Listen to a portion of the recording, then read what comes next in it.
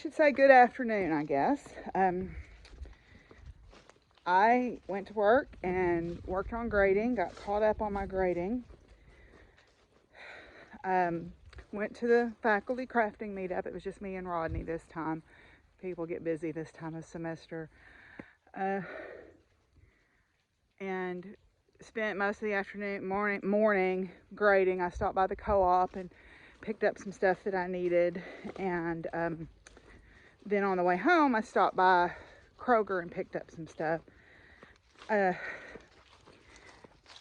have panic bought 3 air purifiers and some kennel cleaner and baking soda, and y'all, I'm sorry if I seem like I'm flipping out about this, but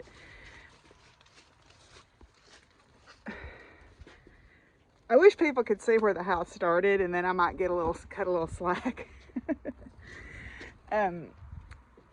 And the fact is, I've saved a lot of lives fostering and taking in animals, and it's,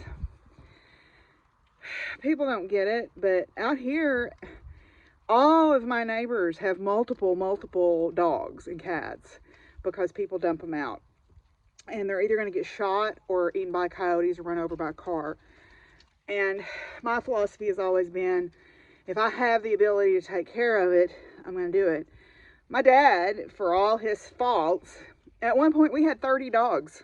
Now, that was because people dumped him, but also because he would not spay or neuter anything, which made me nuts. But I spay and neuter everything.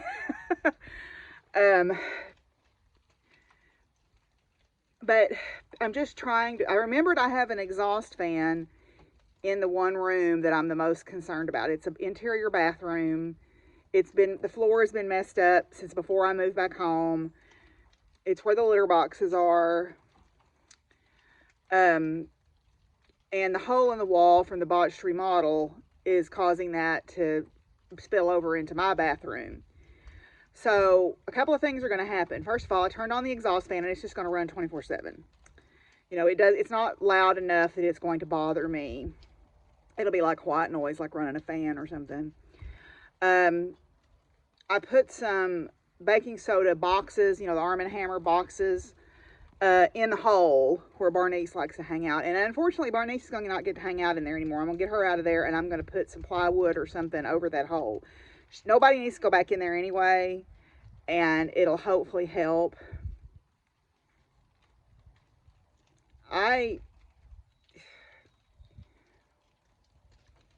I want to be able to have people in my house. I want to be able to have my friends over. I want to be able to have somebody that I'm dating over. I want to be able to have people come and not feel ashamed. And I know if it's not for me, it's not going to work no matter what I do. And if it is for me, then it won't matter. But I can't help but feel this shame because of everything that has happened over the past.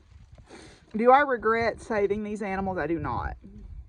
Am I going to get rid of any of them? No. Somebody actually suggested maybe I shouldn't try to date anyone until I don't have pets anymore. That's never going to happen. I'm always going to have pets. I'm always going to have, hopefully not as many as I have now as they get older and I lose them. But I'm always going to have 3 or 4 dogs. I'm always going to have a couple or 3 cats. That is just the reality of who I am. And I don't apologize for that.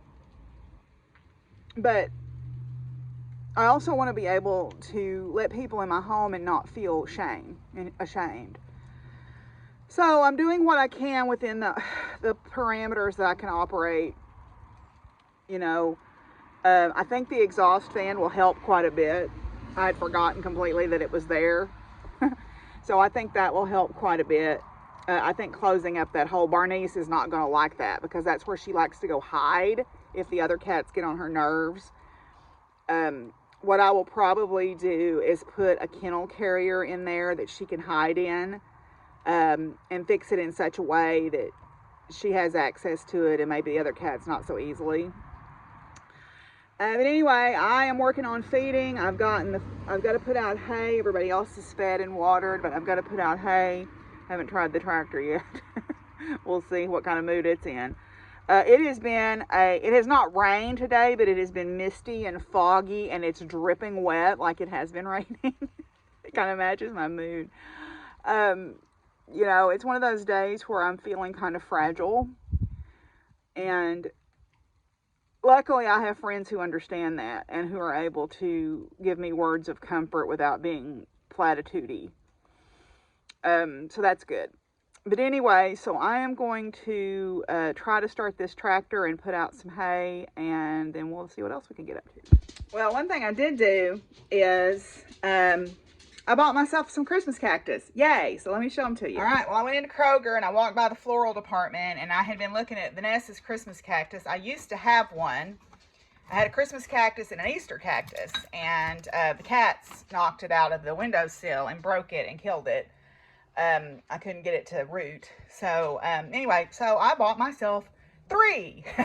I bought myself this pale pink one here. Then this one is almost white. You can see there's some blooms opening up there. It's got really pretty pink, I guess that's its sepal, pistils, I don't know. And then anyway, this one's a darker pink, almost red. So yay for Christmas cactus. So while I'm waiting on the tractor to charge up, I got a Christmas card from Carol. Yay. So I'm going to put this with my other ones, and I need to put my string up so I can hang them up. Okay, let's open our Advent calendar here. See what's in it. Ooh, we got a jump. Ooh, we got a vertical. We got a vertical jump. Cool. That's all right. Okay, yeah. I am finished with feeding outside, and I have been working a little bit in the house. Some tiles had come loose on the shower, so I bought some sealant. Excuse me, I just ate an apple. I bought some sealant to fix up where the tiles had come loose on the shower that had been needed doing. I think one of the things that I have realized, and I said panic buying earlier, but I think one of the things is realized is I will make do because I'm thinking, well, it's just me. I don't need to fix these things. It's just me. It's just me. It's just me.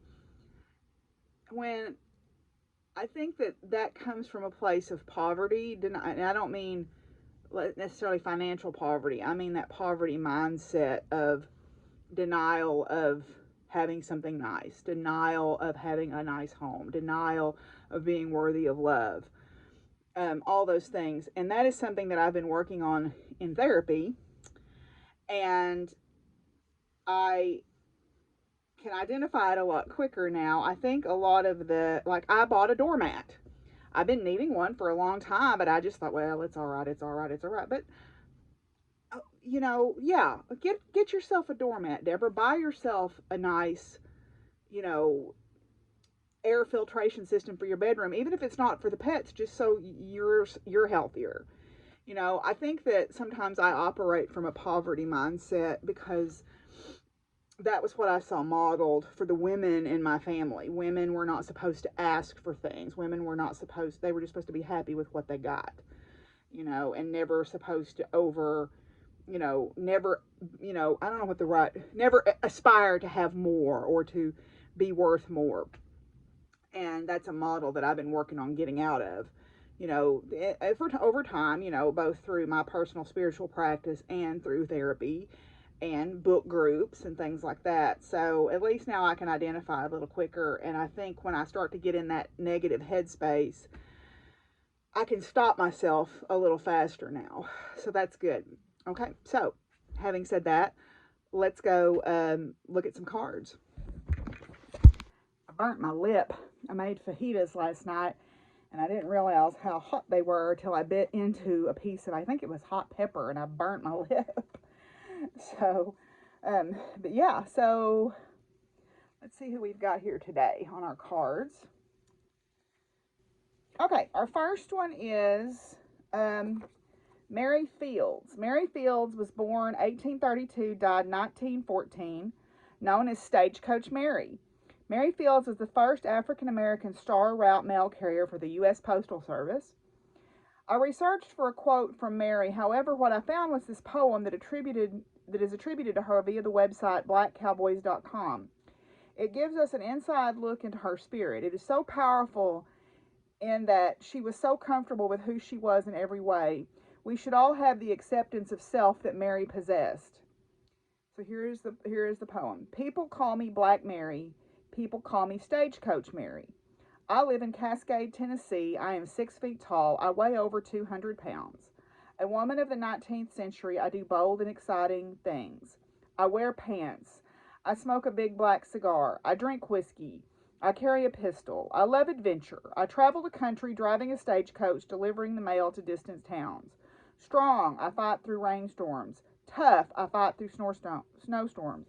I risk hurricanes and tornadoes. I am independent. Nobody tells me what to do. Nobody tells me where to go. When I am not delivering mail, I like to build buildings. I like to smoke and drink in bars with the men. I like to be rough. I like to be rowdy. I also like to be loving. I like to be caring. I like to babysit. I like to plant flowers and tend my garden. I like to give away corsages and bouquets. I like being me, Mary Fields. Wow. Isn't that amazing? Boy, Mary, you came along at a day that I needed you, for sure. When Mary appears, you need to ask yourself, who am I really? What do you like to do? What are your strengths that others may dismiss? Call on Mary when you need help directing compassion inward. When you are feeling down about yourself, make a list of all the things you like, and even if they go against what society expects from you. So I think Mary showed up today for a reason. Mary is someone I'm going to meditate on this evening as I'm spending some time crafting and spending some time pondering life. Mary Fields definitely is someone I need to think about. Very good. Okay, so then our next person is Mary Coffin Ware Dennett. Born 1872, died 1947. Women's rights activist, homeopath, and birth control advocate. From Mary, if a few federal officials want to use their power to penalize me for my work for the young people of this country, they must bear the shame of the jail sentence. It is the government which is disgraced, not I. Although Mary is lesser known than Margaret Sanger, her persistence and unwillingness to let go of her beliefs ended up putting a crack in the Comstock Act, making it easier for future cases to break it down. When Mary appears, it may be a sign that although you may not see the fruits of your efforts, what you're doing today will impact the future in a real and profound way. I need to look up the Comstock Act. I think I know what it may be, but I'm going to look it up. So pause and we'll be right back. Oh boy, the Comstock Act is important, especially right now. It was still enacted up to 1965 when Griswold v. Connecticut made the Comstock Act unconstitutional. Finally then, married women had a right to access to birth control, y'all. We live in challenging times, but we are made for these times. And we can stand up and fight. You know, like that song that Krista sings, The Morrigan, or the one that Lewis sang, Rise Up Lilith. We are made for these times.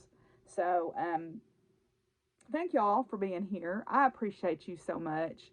I appreciate the kind words that I have received, and I appreciate the good thoughts. I'm okay. It's going to be okay. If it's for me, it will work, and if it's not for me, it doesn't matter what I do, it won't. So I'm just going to do what I need to do to make this place peaceful for me, and then everything will flow from that, right? That's right. I'm going to quit, worrying about others. I want to make this a place of comfort and joy for me, and then comfort and joy will flow from that, from that. So I am going to call it a night tonight, whatever. I'm going to call it a night. I am going to do a haul video from Enchanted Market. I'll probably do that tomorrow since I'm going to be working from home tomorrow. We've got storms coming in, and I'm trying to get my stove installed. I don't know if he's going to come tomorrow or not, but I'm trying to get that done. And I just said I'm not coming to the potluck and the department meeting. I need a break, and I need to take care of some things here at the house. So yeah, I will try to record a haul video tomorrow. And yeah, so thanks for hanging in with me. I'm so grateful for all you, and we'll see y'all tomorrow. Bye bye.